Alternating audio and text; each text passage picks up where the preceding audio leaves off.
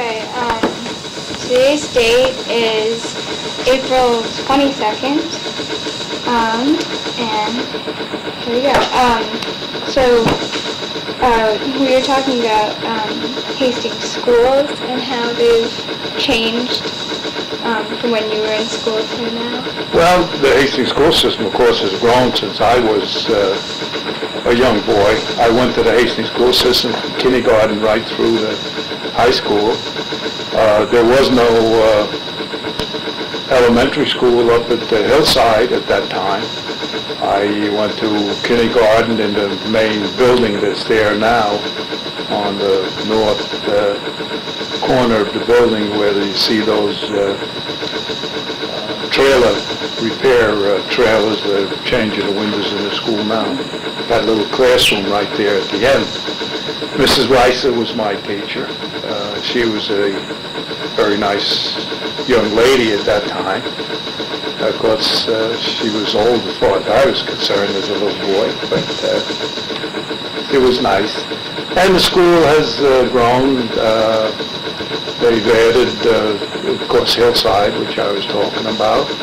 And then they added the Cochran Gymnasium, which wasn't there at the time. It was just a playground area where they built the Cochran Gymnasium and so on. We had the small, I guess they call it the middle school gym now. That was our boss. That was the high school gym. And they had a balcony around that. And then the elementary school gym, which was there originally, is still there as far as I know. But the school has improved facilities. They had no Burke Estate at that time, fields. We just had the one field down at Reynolds Field. It was a nice complex. We had good superintendents, good principal. School was very, very highly situated at the top of the list in the state, one of the finest schools in the state at that time. And I enjoyed it. I enjoyed every minute of it. And you asked about the favorite teacher. Was little Mrs. Pingree, my history teacher. Outside of the coaches that I was, I loved all my coaches because I played the three sports. But Mrs. Pingree, my history teacher, I loved history. I loved it, studied the foreign countries, especially Europe, where my parents came from. My mother came from Russia and my father came from Poland. And Mrs. Pingree used to live one street up in the same house that we're sitting in here now. And she was a great little, I called her a little peacock because she always walked straight, head up and right straight. She had a car, didn't use it much, walked wherever she could and did. She was a great teacher, and she made the class interesting. She would ask us to bring in little dolls or whatever our parents brought from the other side and show and tell thing. And when we studied the countries in Middle Europe, Hungary and Austria and Czechoslovakia, it was very, very interesting. I enjoyed history. It's one of my top things. Outside of the physical ed, which, as I said, I played all the sports, so every coach I had, I enjoyed having.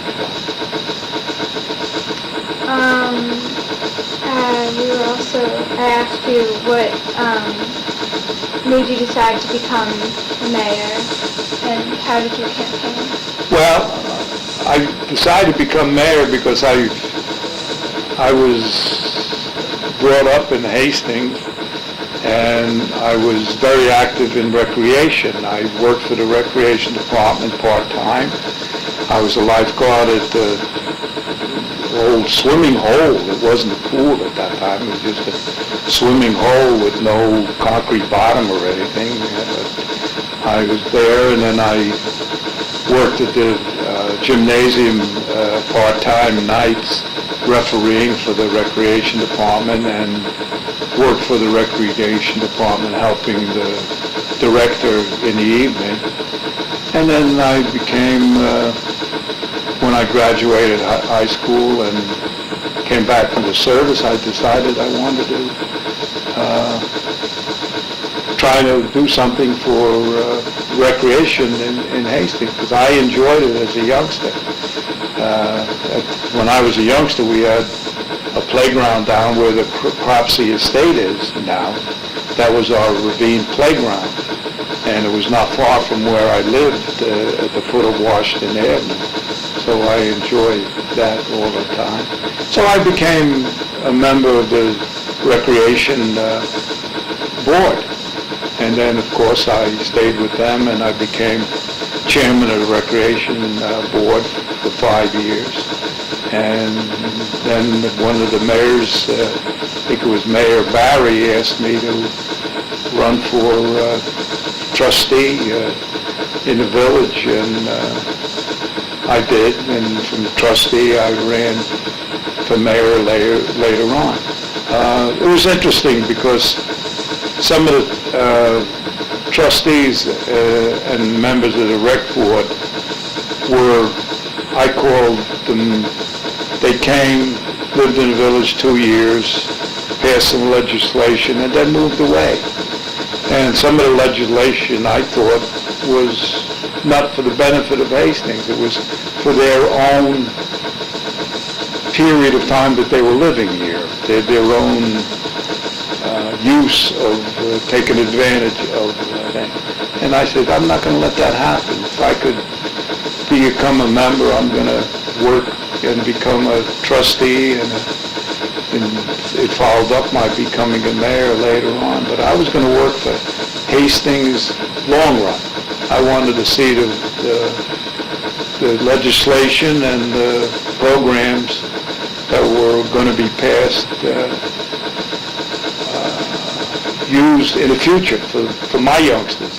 Of course, I had 5 youngsters. I went through the high school, went through the school system in Hastings, and through the recreation programs. In fact, my son became superintendent of recreation later on.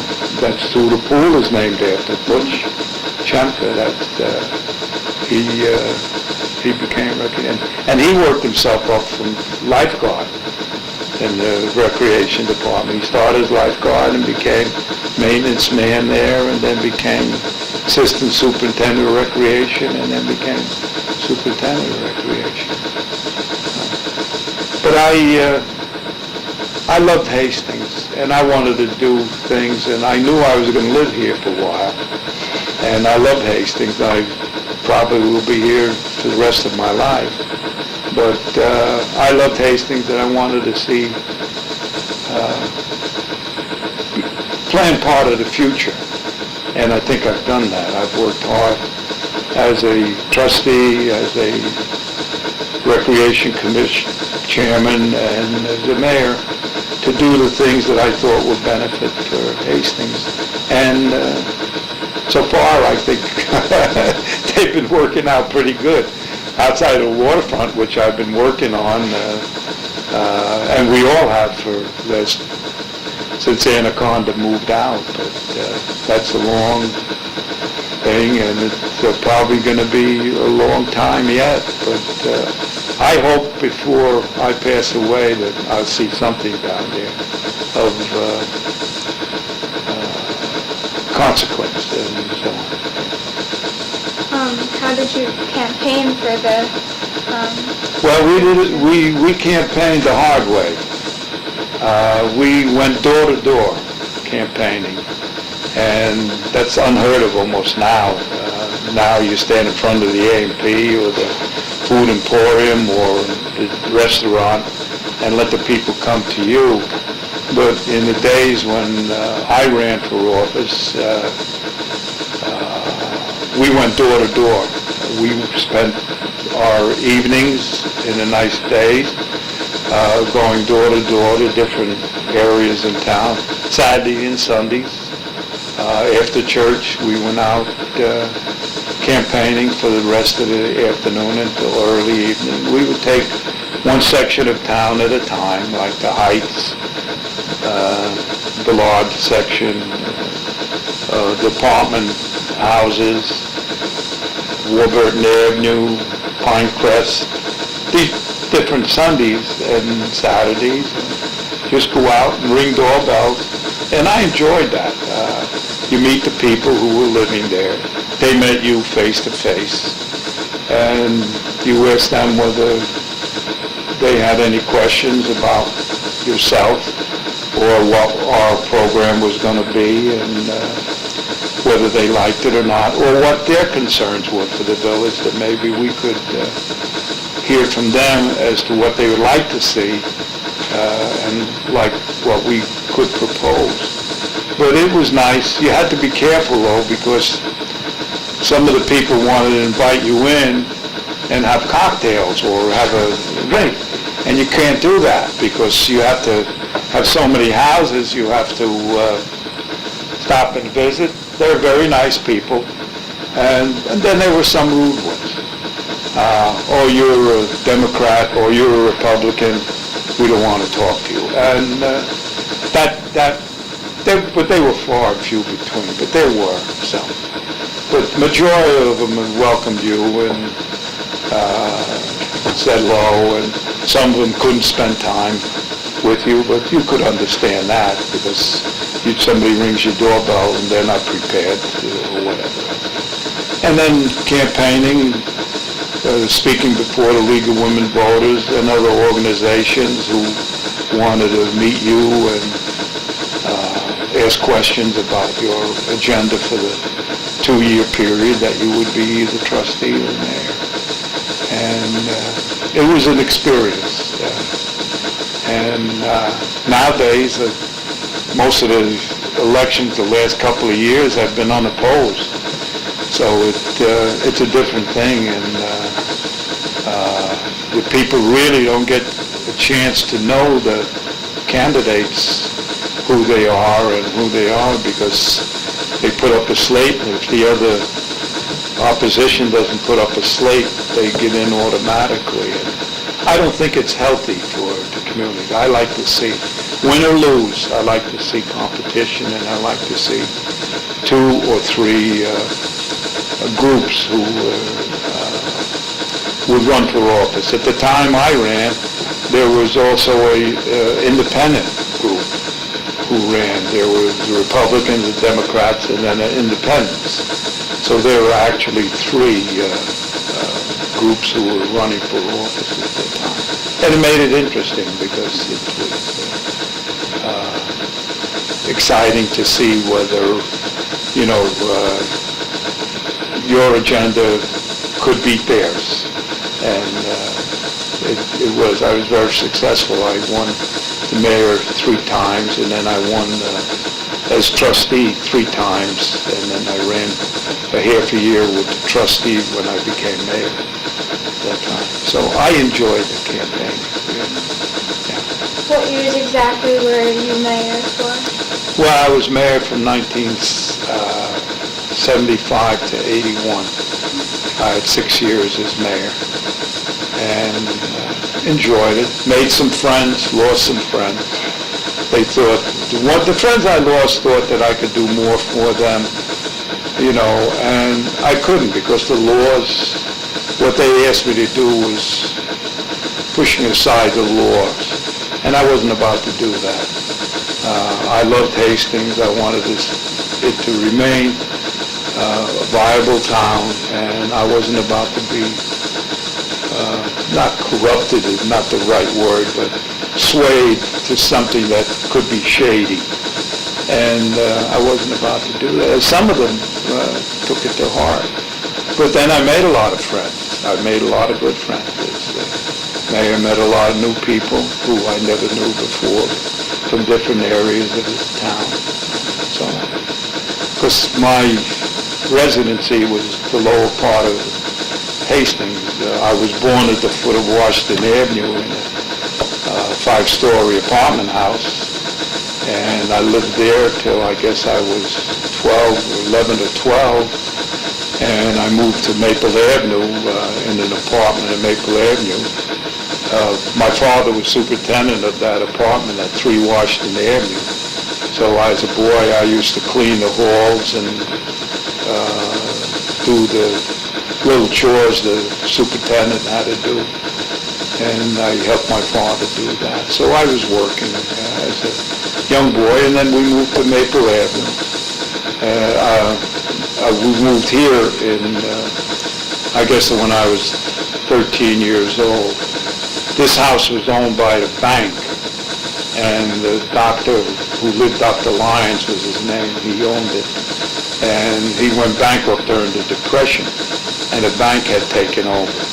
And when we bought the house, there wasn't a window in the house that wasn't cracked because it had been vandalized. Some of the faucets were missing and so on.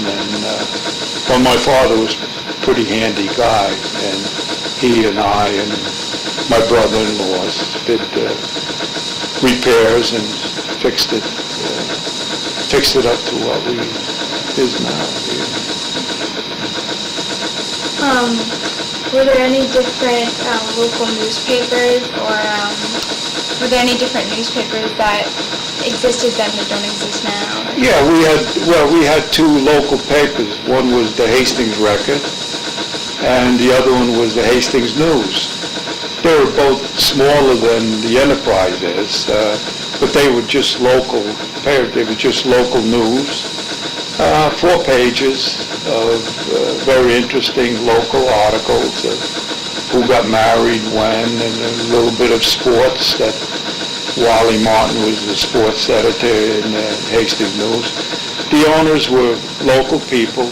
Bert Bliss was the owner of the News, and I was trying to remember the name of the Hastings Record editor, but I just can't. But they both lived in Hastings. One came out on Thursday, one came out on Friday, and I used to sell the newspapers at the railroad station. They were a nickel apiece, and we got percentage, very short, small percentage of what we sold. But we met every train that came off and sold them to the thing. They didn't have the mailings like they did now. It was either sold in the local stores or at the train station by young boys like myself who made an extra $1 selling the newspapers. They were very, very hometown newspapers, as I said, very local. They didn't have the advertising that they have in the Enterprise now. It was just of course, the Enterprise is a poor town paper now, so they need the advertising to do the thing. But the local paper was just a local area. He had columns of, what the clubs were doing, the social clubs were doing in town, what the stores, new store that opened up, what they're selling. It was nice. They were nice little newspapers, but they were small, 4 pages at all. But everybody looked forward to reading the gossips and everything that came out with a local paper like that. I've heard lots of rumors that Hastings has lots of bars and pubs. Do you know anything about that? Oh yeah, Hastings had quite a few bars and pubs. Many of them are gone now. I think at one time, if I remember doing something for the Historical Society, I counted 24 at one time, starting at the farther end of the Sawmill River Road out by there. They had a little bar by the name of Jack Kane's, and then working itself this way they had 2 there in Uniontown, and then the rest were more or less centered around the Anaconda area of Warburton Avenue, Main Street, and south down Washington Avenue. In fact, the building that I lived in as a boy had a bar, And my father, if the bartender didn't show up for work, he pinched him. My father did work in Anaconda. He worked in the rod mill in Anaconda, but he was also superintendent of the building. And when the bartender didn't show up for the evening, my father did some bartending for him. There were two right at the foot of Washington Avenue. In fact, three at the foot of Washington Avenue, where there used to be a bridge that went up halfway up the lower part of Washington Avenue that went right across over the railroad tracks to the main building of Anaconda, the office building, where the guard's gate was, and then you had to go down through. But there were 1, 2, 3, one at the top of the avenue, 4 right located on Washington Avenue, and then 1, 2, 3 located on the south end of Warburton, and then that's south of Washington Avenue, and then 1, 2, 3, 4 on Warburton north of that, and then 2 on Main Street, and 1, 2, 3 on Southside Avenue, which was at that time called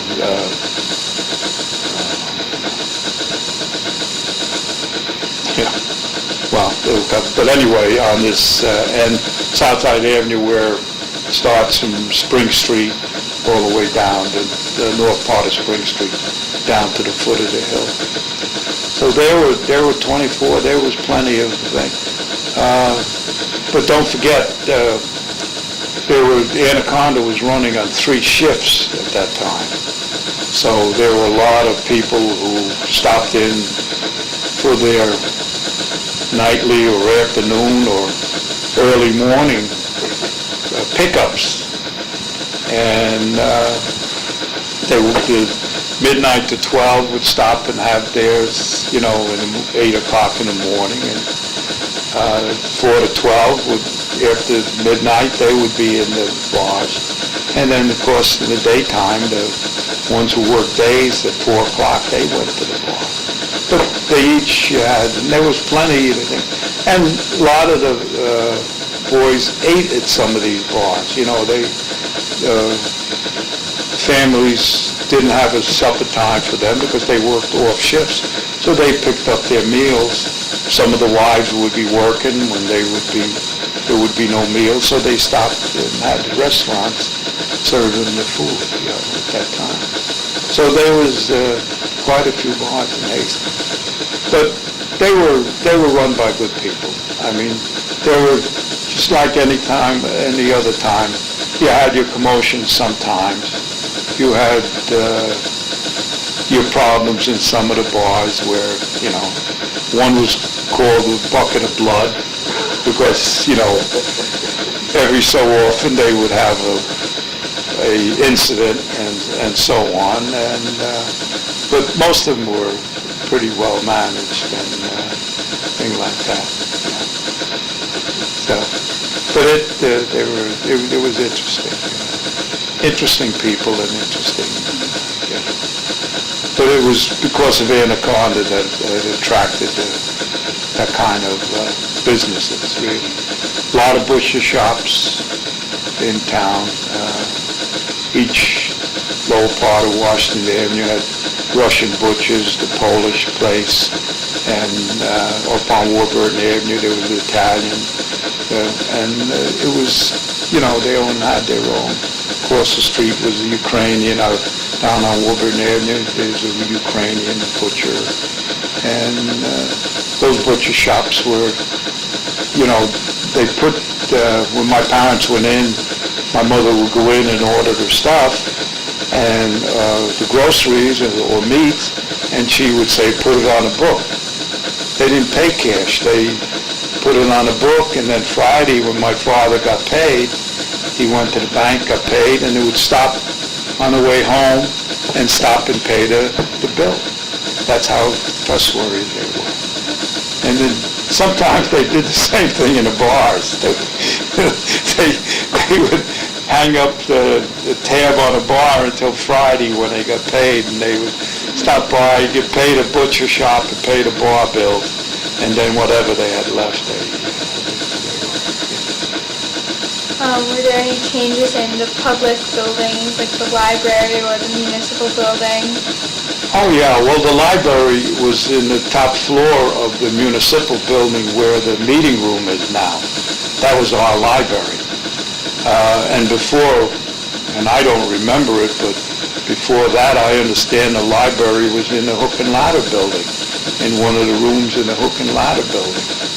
But that, my library, when I was a boy, was at the top floor where the meeting room is now for the village board and the trustees. That was our library. I was on the board of trustees when we got the grant from Mrs. Benedict from Anders Home to build a new library. And at that time, Sheldon Wagner was the mayor, and I happened to be one of the trustees on the board. It was something that was very necessary, that we needed. Very expensive. In fact, there were a couple of times when, looking back at it, we said, well, maybe we should have built the library and had the upkeep of it given to the Andrews people rather than vice versa. Once they built it, then we would have to pay for the upkeep of it.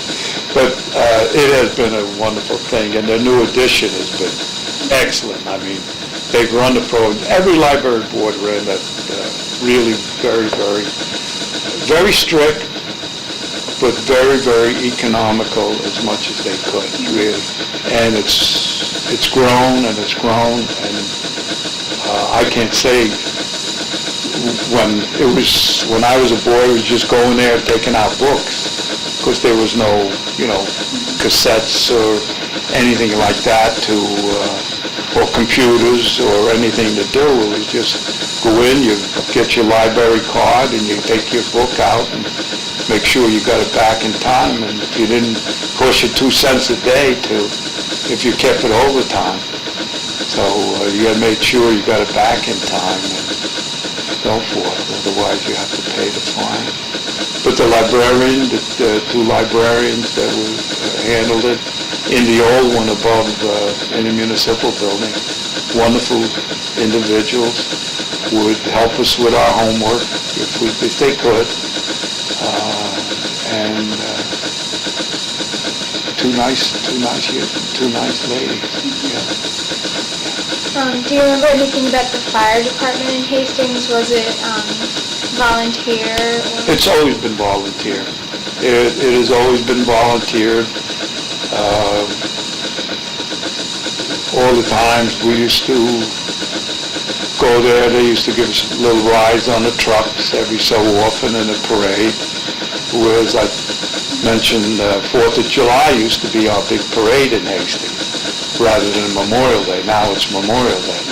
But we used to have Independence Day, the 4th of July. And the firemen were very instrumental in showing the people their equipment, and they've been a great asset to the community, but it's always been volunteer. I'm very tickled. My son was lieutenant at the protection engine, and I'm an honorary member to it. When I was mayor, we went out to Pennsylvania to buy the new engine for protection at that time, and I got such a kick out of being at the Mack factory. It was a Mack truck factory where they built the thing. But the firemen always have been an asset to this community, and God help us if we don't have them. And even now, God help us if we don't have them. And then, of course, when I was mayor, I was fortunate enough to work towards getting the new ambulance building. We tried getting some of the school property for the ambulance corps building, but it just didn't work out. So what we did, we took right across from the youth center, where it is now, that was a parking lot. And the firemen working hard, and the village board, and myself as mayor, at that time, I really, wanted to get an ambulance, because their ambulance used to be in back of the hook and ladder. It was in a wooden shed in back of the hook and ladder, and they needed a really place where they could have a nice building, where they could keep the equipment nice and wash down the equipment and everything else like that. So I made it one of my priorities that we would get an ambulance building for the ambulance. At that time, we thought it was going to be one. But then Mr. Aloisio, who was chief of the fire department, said, Julie, he says, we've got the area, let's put 2 bays in there. So you never know what's going to happen in the community. And unfortunately, we did. And it's a beautiful thing. And in fact, there's a picture up there on the wall of my son, who's happened to be captain of the ambulance corps when I was mayor, and we christened the building together, which made me so proud. But the firemen are class number 1 in this town, from Review Manor to protection to the hook and ladder, the Union Town. They've been a great, great asset to this community. And if it wasn't a volunteer, it would cost the community so much more in taxes to really have that. But they're wonderful people, and the boys who joined are brought up young and right into very, very active into it.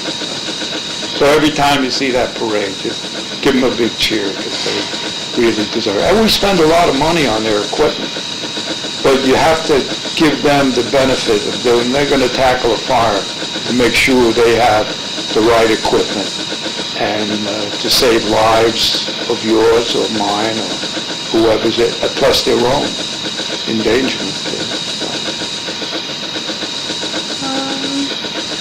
Did you have any?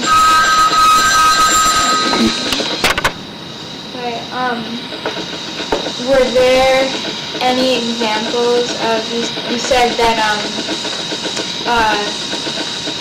people would pass laws and then leave Hastings, but do you remember any examples of the laws that they might have passed? Well, most of them were in zoning areas, where the zoning, they wanted to put in addition to their house without going before the zoning board of appeals or something like that.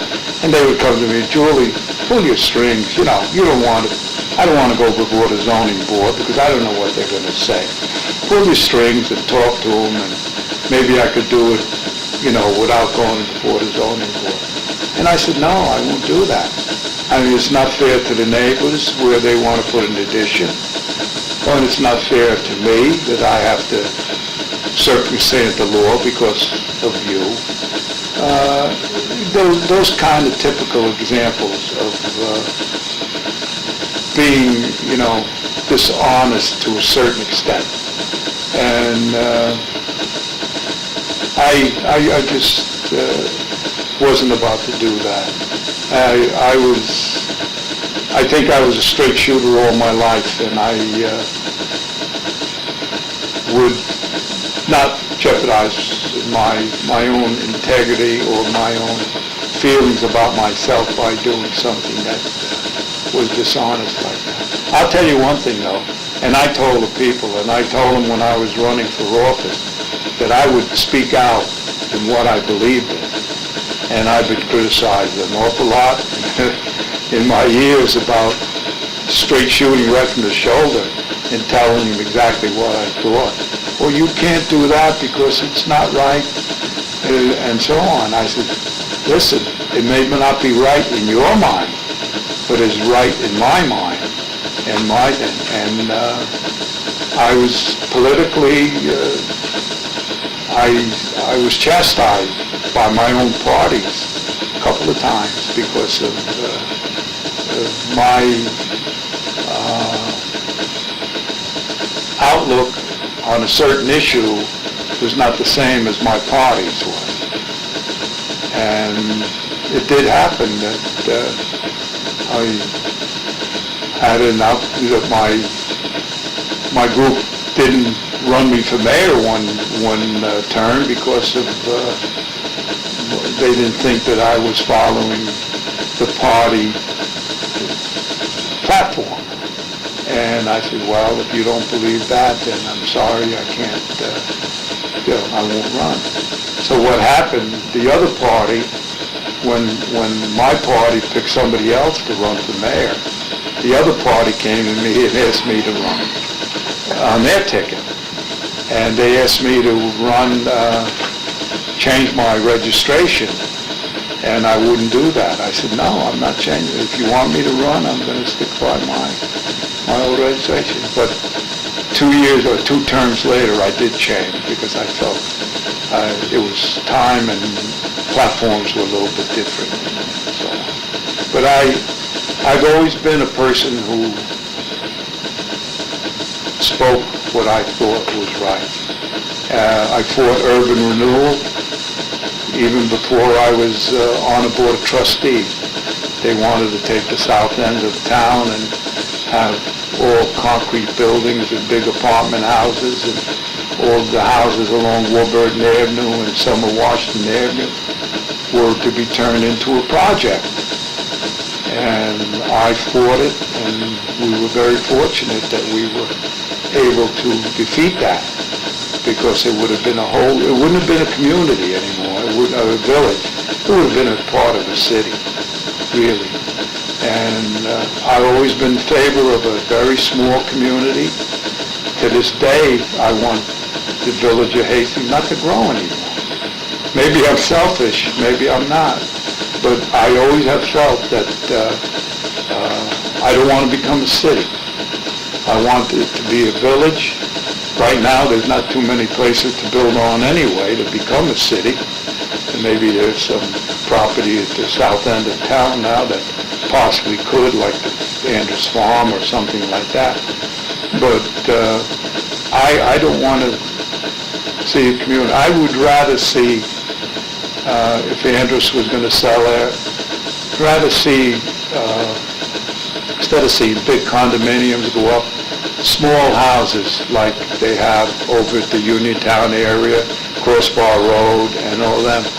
Because I think that brings in a nice family-oriented group rather than, just tenants and that's all. But with a family, they go to schools, they have children, they go to school, and I think that's a healthy climate rather than thing. The people who own their properties take care of their properties. They're proud of their properties, where the tenant sometimes in a condominium just comes and goes. Somebody else cuts the grass around the property, and they don't have the good feeling of a small community. At least, and I may be criticized when the tenants hear this, but that's my feeling. And I'm not afraid of their saying it because, as I said, I always said what I need. And I've always been that way. Maybe, okay, that's... Okay, thank you very much. You're welcome. You're more than welcome, and I'm sorry it didn't work out. Okay. Hey. Yes.